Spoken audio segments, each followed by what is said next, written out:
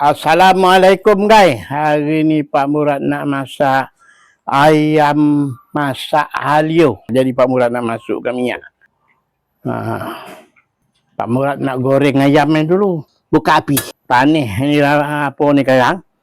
Pak Murad goreng ayam ni. Pak Murad nak goreng ayam ni. Jabu kunyit sama garam. Tunggulah dia ni mengosik sekarang. Pak Murad engkek lah.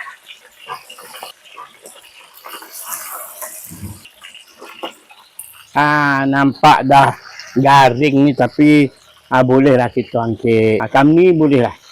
Kalau garing bona kan koreh pula. Jadi kita jangan garing sangat. Ni Pak Murad masukkan bahan dia. Kunyit sama bawang putih saja. Pak Murad masuklah. Tunggulah dia garing. Ni masukkan dia punya halio. Tunggulah dia nampak lembut sikit halio dia tu. Ni nak masukkan lah cili koring ni.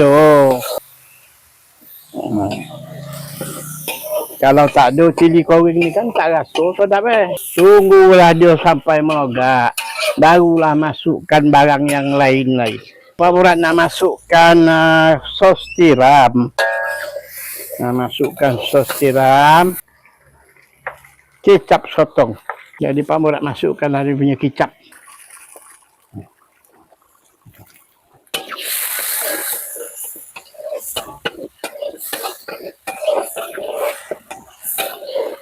Tunggulah dia melogak. Nak taruh garam pula. Taruhlah cukup rasa. Pasal garam pun tak boleh banyak dah. Pasal pun kicap dah ada. Sekarang buat air masin. Pun tak sedap. Jadi bolehlah Pak Haji naik motor. Jangan lupa ni. Pak Haji naik motor ni. Tapi gas super sedap. Ni punya super sedap ni. Pun jangan lupa. Taruhlah secukup rasa. Masukkanlah ayam. Ayam yang dah digoreng. Masukkan.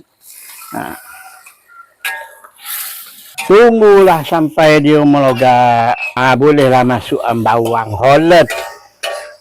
Pasal apa? Dia pun dah kering kan. Jadi kita masukkanlah bawang Holland. Inilah dia bawang Holland.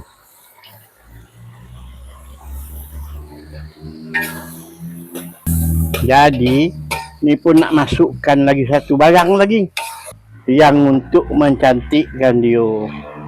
Cili hijau sama cili merah. Bila kita tabur dia kan cantik lah nampak dia. Bersori ada. Tu dah. Ada lagi satu barang nak dimasukkan. Inilah barangnya. Daun bawang. Masak masuk daun bawang ni sekarang. Sekejap bolehlah kita angkit.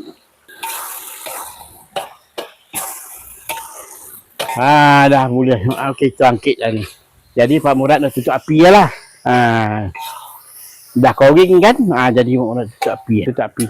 Guys, inilah hasil ayam masak halio. Mantap.